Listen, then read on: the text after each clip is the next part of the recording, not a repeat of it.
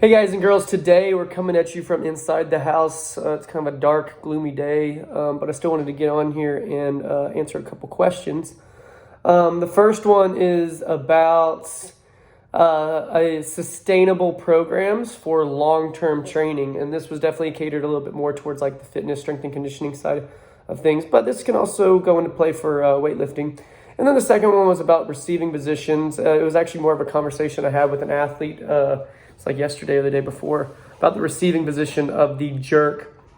But let's first kind of address this ideal, long-term, sustainable type training for clients.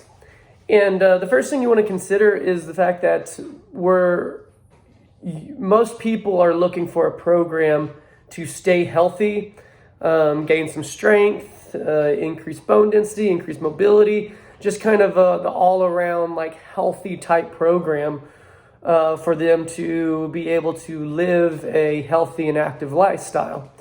What we're not trying to do is develop professional athletes. And so the program is going to look a lot more simplistic than probably what people want to find or look into. You don't need to be doing some very complex training or some really, really high intensity, high volume type training all the time. So what you're looking for is that these programs have a kind of foundation of simplistic movements that progress. So you want to see things repeat. So something you can look for in a program is, let's say we're wanting to develop, the squat. You want to see that the squat comes up probably on a weekly basis. If you're wanting to get stronger in pull-ups, you want to see that pull-up training and progressions are happening on a regular basis. It shouldn't jump around a whole lot. And this is important for a couple reasons. One is we need to repeat something long enough for the body to adapt to it. Hitting it once every 10, 20, 15 days, you don't really have any kind of adaptation phase.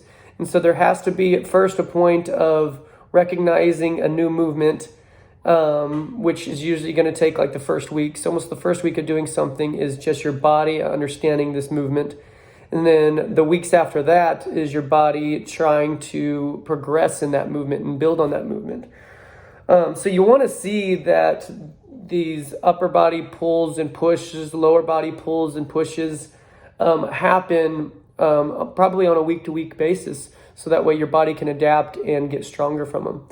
And then as far as conditioning goes, same kind of idea. It should be fairly simplistic. You shouldn't be looking at workouts that probably have 5, 6, 7, 10, 12. I've seen ridiculous amounts of different exercises. You want to see some basic movements that can be done in a kind of a conditioning, a continuous movement type training. So things that I would say don't really fall into something like that is, like, let's say for the average person, throwing in like rope climbs into a conditioning workout. You now have like slowed everything down. Everybody's ability to do that movement is completely different. You're going to see some people just standing around because they have to wait until they can recover for another rope climb. And so it's just not really a great exercise to like throw in there. Things that are good for conditioning is the obvious jump rope, bike, running, rowing, things where there's not a whole like big technical side to them. So that way you can really monitor the intensity of your training and what you're trying to put athletes through. But then there are some like simple variations that I think are good. Throwing in a kettlebell swing or, something along those lines, like some med ball movements and, even the burpee, depending on the person, you do want to kind of consider that a little bit more of a calisthenic. But some of those exercises are fine to kind of work into those programs, but they should be simple things where you can kind of monitor, engage their ability to keep moving. So if you're looking for something really short and high intense, You don't want to have something that's going to slow them down significantly. If you're looking for something long duration, low intense, you don't want to throw in something that jacks up their heart rate. So, basic, repeatable strength exercises. I think it's important to still do some, hypertrophy stuff in there. It can be beneficial for the joints, but those are usually going to be really simple movements. That's where you can also work in some isolated muscle group movements. And then, again, simple conditioning. So the more simple the workouts look, and you can really understand what the intent is, and you can kind of understand where the program's going, that's good. It shouldn't look really, really all over the place and hard to understand. Don't think that means that there's some crazy mastermind behind it. What that really means is you're probably doing something that's not going to be real sustainable for you. Monitoring whether something's sustainable for you as an athlete or as a client is how you feel regularly. You should be feeling energized from your training and not like it's depleting your energy. You should feel like you're not sore every time you exercise. You should feel like you can recover. You shouldn't be getting sick more often because you're exercising more often. Your body shouldn't hurt more. It should eventually hurt less. Now, there might be you're just now getting back into training. So you're going to be a little bit more sore. You're just now starting a new cycle. You might be a little more sore. So when there's a big change, expect some of that stuff to happen. But as far as like long-term sustainability, now you've been exercising for months, we're 3 months into this, you shouldn't still be having all those same issues. So you should be feeling better. You should be recovering well. You should be energized. You should be, your immune system should be coming up. All those things should be happening as a product of your exercise. But if you're seeing the opposite, if you're beat up, if you're tired, if you're exhausted all the time, if you're always sore, those types of things are not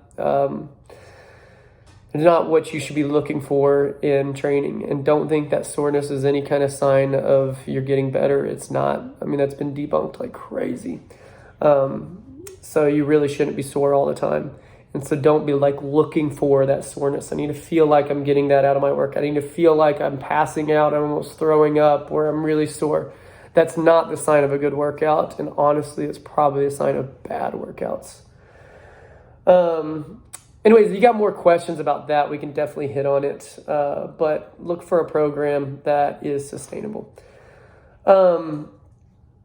The jerk. So the conversation I had with somebody the other day, it was like a day or two ago, was they were like, somebody really suggested, this is the other person talking, they said somebody really suggested that an overhead split squat. So you're in the overhead position of the jerk and you're in the split, and then you're basically going down to where like your back knees touching the ground or almost touching the ground and raising back up and down. So it's kind of like a lunge, but you're staying in the split the entire time and you're moving up and down.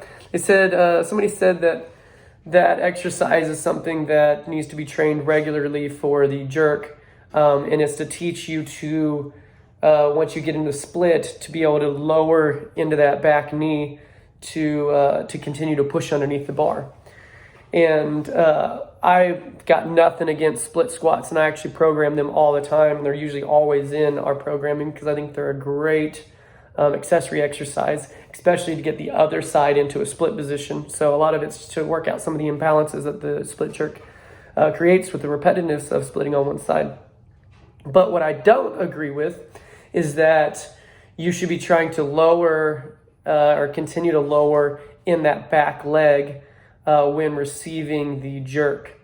I believe that the jerk should be more of a power movement, and that you should be trying to catch in a high split with that knee just slightly bent and then resisting getting pushed down into the squat.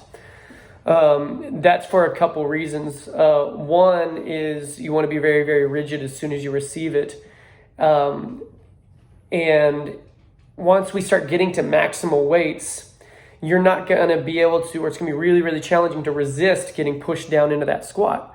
So when you're still learning the split jerk, or you're not working and you're working at sub-max weights, you could probably get away with that. But when you get to like really top end or your potential, trying to resist getting pushed down at your heaviest clean, when trying to put it overhead in that overhead split position, it's probably going to get really challenging and probably not work. So we want to catch in a more rigid position. So I suggest trying to find like that good middle ground. We don't want the leg fully extended, so we don't want that knee completely locked out, because that puts a lot of pressure into that hip, that leg, and then sometimes it pushes the lift forward or creates more of an arch to the low back. So we don't want it completely straight, but we also don't want a real deep bend. We want just a partial bend in that back knee when we're receiving.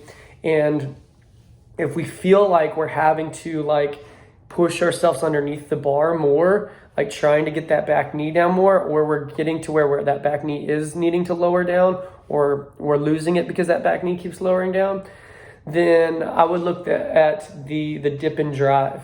So I think it's more of an issue of a weak drive in the jerk, as opposed to you need to try to push yourself under the bar more. I think that bar should be able to receive at a similar height on every single jerk, and that the drive should be aggressive enough to be able to receive the bar at that height every single time. So I would suggest trying to get the leg stronger, doing more jerk dips, more jerk drives, and those types of exercises to be able to catch in that higher lunge, as opposed to that catching and then like pushing down into it. That's more for, getting into like the power jerk or into the squat jerk. Definitely not that split jerk. So I would suggest looking at the split jerk as a power type movement, kind of like the power clean, the power snatch, when trying to receive the bar, and not like a squatting type movement, like receiving the clean and then using the legs to absorb into the squat.